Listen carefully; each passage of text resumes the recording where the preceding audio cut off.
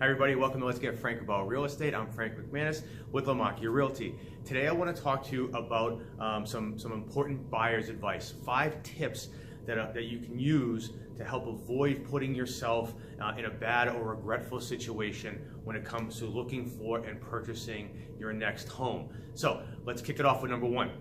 When searching for a home and speaking to a lender, do not overextend yourself. Because you don't want to become house poor, or you don't want to forget to plan for unexpected things or events like a job loss or medical emergencies when you're trying to understand or figure out what you can qualify for and how much home you can afford. Okay, plan for the unexpected. Don't overextend yourself. Number 2, don't forget to plan for maintenance costs.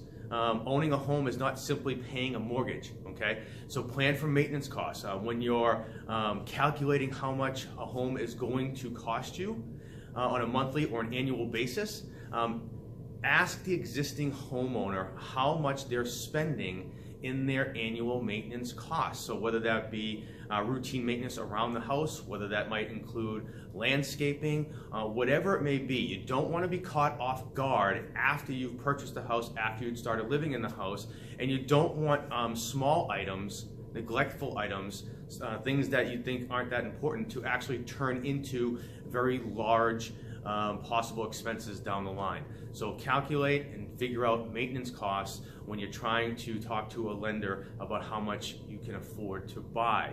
Number 3, as crazy as this may seem, you may want to leave the kids at home when you're searching for your next house. The last thing you want to have happen is for your kids to fall in love with a house that you don't think is the right one for you and your family.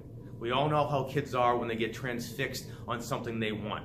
And you don't want to have to deal with your child or multiple kids telling you how much they love a house and how much you should buy a house when it's not the right one, that you feel is not the right one for you and your family. Okay, so leave the kids at home until you find, or you're down to the last 1 or 2 that you're choosing from, then bring them along and get their input.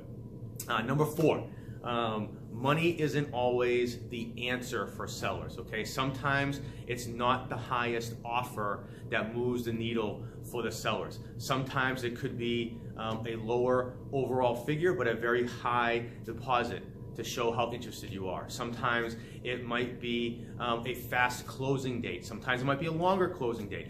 Find out what's important to the sellers, okay, when you're trying to purchase the next home that you actually want. And lastly, check out your desired area or neighborhood at different times of the day and different days of the week. Get an understanding of traffic flow, get an understanding of who's in the neighborhood, get an understanding of what the neighborhood is like and whether or not it's going to suit yours and your family's lifestyle.